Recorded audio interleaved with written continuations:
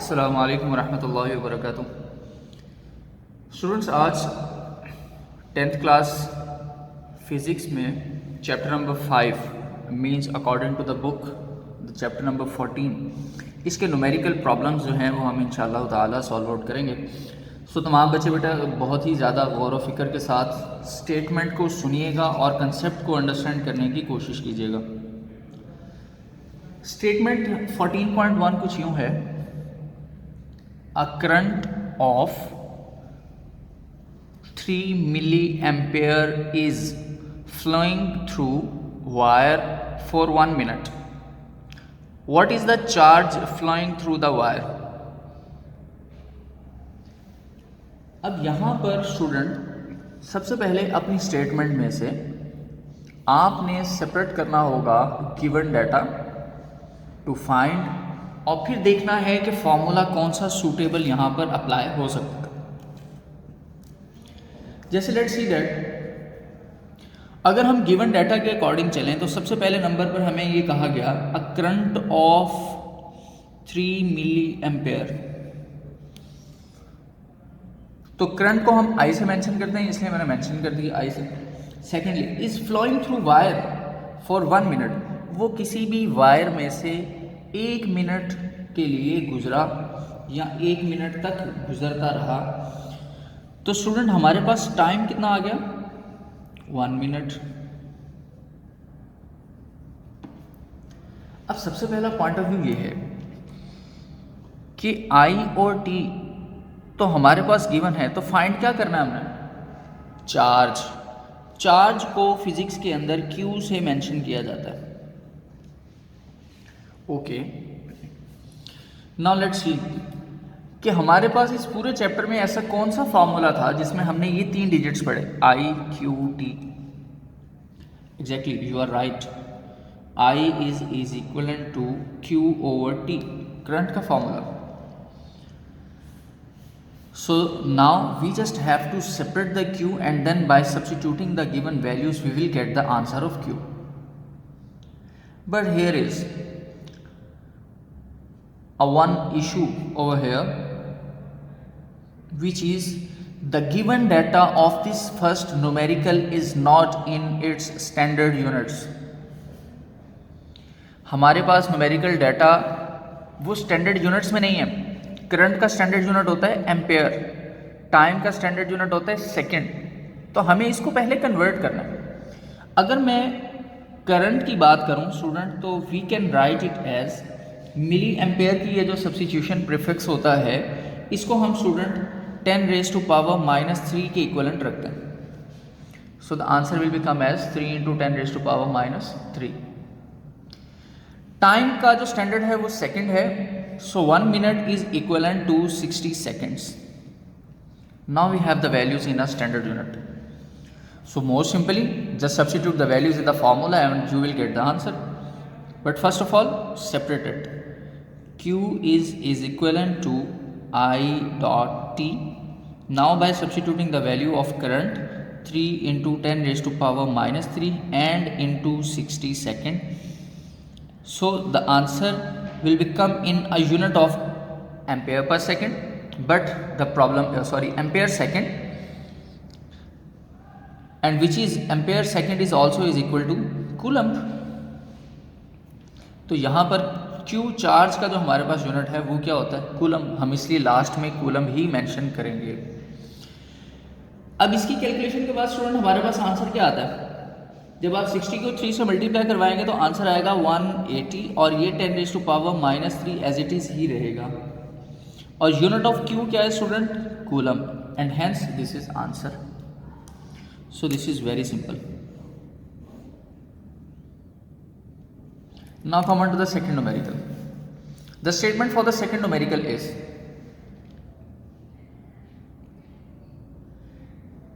at 1 lakh ohm, how much current flows through your body if you touch the terminals of a 12-volt battery, and if your skin is wet so that your resistance is only 1000 ohm, and how much current would you receive from the same battery. कहते हैं जी कि अगर एक इंसान की body जो है वो हो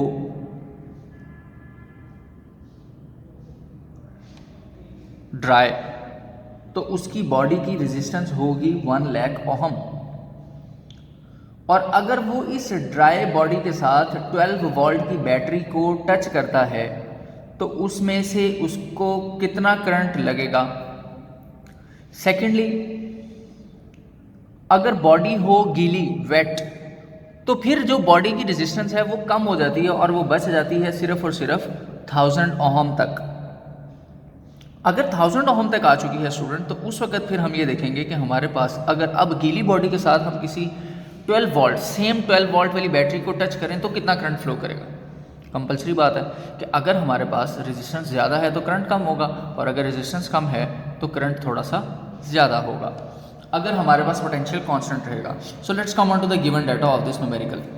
first of all, the potential of the battery is constant which is 12 volt for both the values of wet and dry body. The resistance of dry body is ohm and the resistance for wet body is 1000 ohm.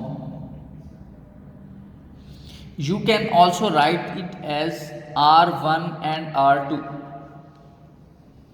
as up to you. We have to find the current for one means for the dry body and the current for the second which is means the current flowing through a wet body. दोनों current हमने find out करने हैं। तो बहुत ही simple student, आपने एक formula आपको याद होगा कि ऐसा कोई फार्मूला सोचें जिसमें आपने V, R और I पढ़ा हो। Exactly, you are right. According to the Ohm's law, V is equivalent to IR।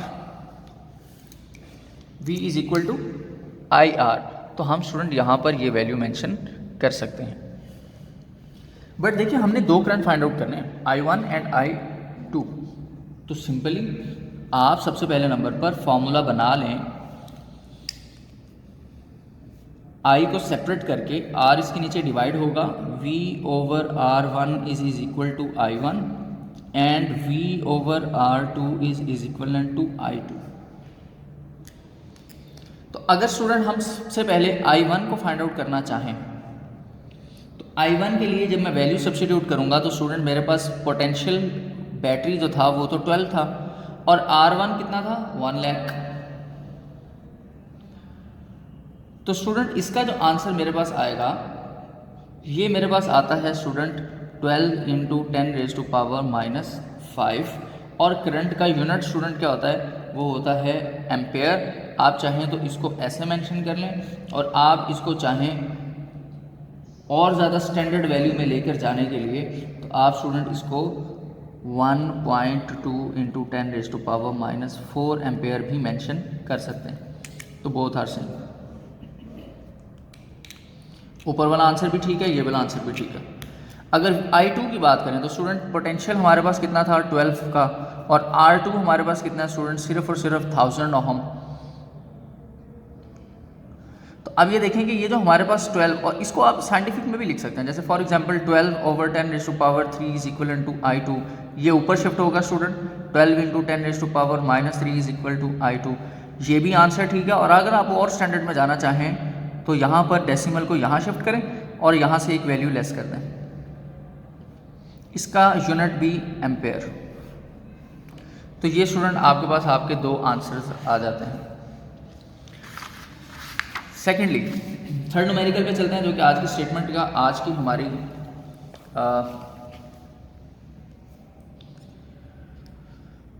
Lesson का लास्ट न्यूमेरिकल है। The statement for the third numerical is the resistance of a conductor wire is 10 mega ohm. अब resistance ऐसी है जिसका resistance की जो value है वो हमारे पास क्या है स्टूडेंट, 10 मेगा ओम। और मेगा की वैल्यू क्या होती है, 10 रेज़ टू पावर 6 ओम। तो हम लिख सकते हैं 10 इंटू 10 रेज़ टू पावर 6 ओम। अच्छा, सेकेंडली हमारे पास गिवन है if a potential difference of 100 volt is applied across it's ends. अगर पोटेंशियल डिफरेंस हमारे पास कितना हो स्टूडेंट, 100 वोल्ट का, तो पोटेंशियल हमारे पास हो गया 100 वोल्ट का।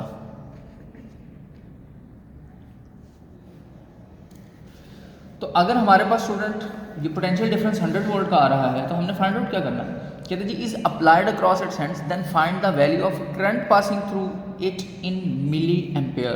Okay, now we have to find out the current but in milli ampere.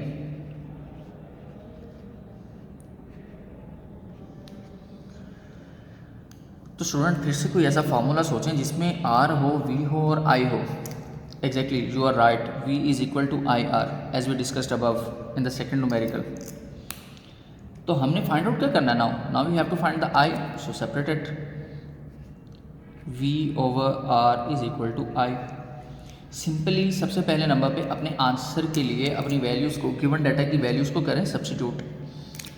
तो स्टूडेंट सबसे पहले नंबर पे V की वैल्यू जो हमारे पास गिवन थी वो है 100 वोल्ट की, और जो रेजिस्टेंस हमारे पास गिवन है वो हमारे पास अवेलेबल है 10 इंटू 10 रेज टू पावर 6। अब ये देखें स्टूडेंट कि अगर हम इस वैल्यू को कैंसलेट करना चाहें, जैसे फॉर एग्जांपल ऊपर हमारे पास 2 ज़ीरोज़ हैं, तो हम ज़ीरोज़ की कैंसलेशन करना चाहें तो क्या हो सकता है। यहाँ से पहली बात हम लिख सकते हैं ऊपर 10 raise to power 2 divided by 10 raise to power 7, and then after it ये 7 ऊपर शिफ्ट होगा student, then it will become 10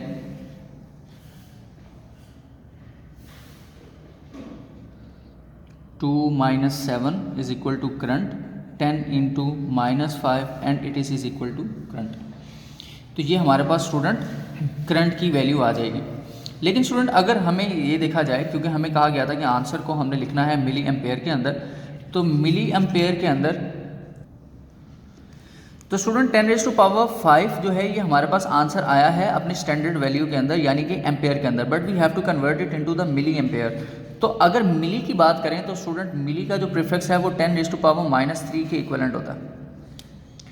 तो यहाँ से अगर हम चाहें तो ऐसे लिख सकते हैं 10 into -2 dot 10 into -3 is equal to I, और ये जो है हमारे पास वो किसके इक्वल है, मिली के। तो 10 into -2 milli ampere is equal to I. अब स्टूडेंट 10 रेज टू पावर -2 को कैसे लिखेंगे, इसको हम यूँ लिखेंगे 0.01 milliampere and it is equal to I. ये देखें फॉर एग्जांपल अगर मेरे पास खाली 1 वैल्यू होती तो डेसिमल यहाँ पर था 1 एंड 2, ये जो -2 था वो हम बैकवर्ड जो है वो मूव करके यहाँ तक शिफ्ट कर चुके हैं। तो ये हमारे पास फाइनल आंसर है स्टूडेंट आज के न्यूमेरिकल का।